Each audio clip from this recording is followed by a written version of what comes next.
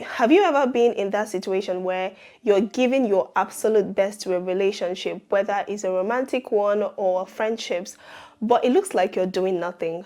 And the only response you get is, you don't love me enough, or you're not committed to this relationship. And you're probably asking yourself, what else do I need to do? There are so many obvious reasons why someone might not feel loved despite all that you're doing or how you're showing your commitment to the relationship. It could be that they don't care about you and anything else you have to offer, which will be obvious in other ways they are treating you. It could also be that they are generally unappreciative people, which you could also see in the way they handle gestures from other people. However, there is one crucial reason why people might not feel your love, and we don't talk enough about it, and that is the issue of loving people in the way that makes sense to them. But then we're different people, and naturally we would love people in the way that makes sense to us. The question now is, should you continue to do what comes naturally to you and hope that one day they get it? Or do you just completely switch and learn an entirely new language just to please this person? Should you love people in the way that makes sense to them, even if it doesn't make sense to you? Let me know your thoughts in the comment section. In my opinion, the simple answer is no. Let's unpack that. Very recently, I watched an episode from The Cruise. It's called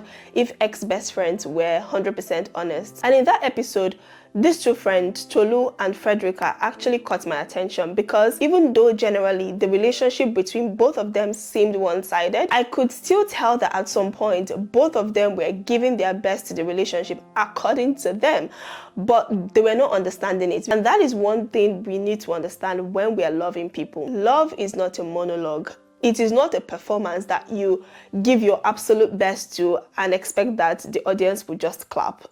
It is a dialogue, it's a conversation between two people, right? And just like every other conversation, if both parties are speaking different languages, none of them truly feels heard or understood. A lot of us are familiar with these 5 languages of love by the psychologist Gary Chapman: words of affirmation, physical touch, quality time, acts of service, and gifts. Even though there is currently a lot of confusion on if these things are actually scientifically based, one thing I find to be true is that different people have different things that depict love to them, and this might vary depending on what stage of life or what season of life they are currently in. I've also found that people measure love on different scales. You might be doing something for someone and you're weighing it as 100 kg, but then in the scale of the person you're doing it for, it is weighing 1 kg. The sweet spot is to love people in the way they can receive it without losing yourself in the process. But how do you do that? Chill, I'm going to tell you. There are a few things you can do to make this work. First of all, try to understand the person you're with. I always say this, that understanding people is an underrated show of love. A lot of people actually think they know the people in their lives, but they actually don't. They talk a lot with each other and gist about random things, but they actually don't understand each other. What I would suggest is have more meaningful conversations. When you interact with them, listen to how they interpret the world around them. Understand where they're coming from in terms of family background, what they wanted as kids, what they expected people in their lives to do for them, because chances are they're still expecting those things now. Pay attention to why their previous relationships didn't work. That could give you an insight to certain loopholes that might be in terms of the way people express love to them.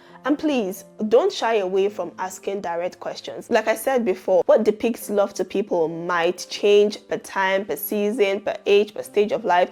So it's important that even as you're growing with people, you're trying to find out what has changed and asking direct questions. Is there something I can do better? Is there something I can do to make you feel loved? How can I be a better friend to you? Is there something you would like me to do more of? Do you think I've been a good friend to you? With the information you've gathered, create a hybrid situation with the way you express love. Let's assume the person enjoys gifts, but you enjoy words of affirmation. What you can do is attach notes to the gifts. So that way you're still giving them what they like and you're doing what comes natural to you. Or maybe you're an act of service person and they enjoy quality time. Instead of just doing all the cooking alone and then presenting it, you might find ways to incorporate cooking together. To make sure you're not losing yourself in an attempt to love someone else, it's important that you communicate your needs as well. Anything one-sided will always end in frustration. But there's a tendency for most of us to want to go all out, and in that period forget that we also have needs as well. The other person automatically thinks we're having fun doing it. Meanwhile, we're feeling deficient. Our own love tank is empty and we're just struggling to fill them up from an empty tank. What I'm basically trying to say in all of this is love should feel true to you but make sense to them at the same time. It's not about changing who you are.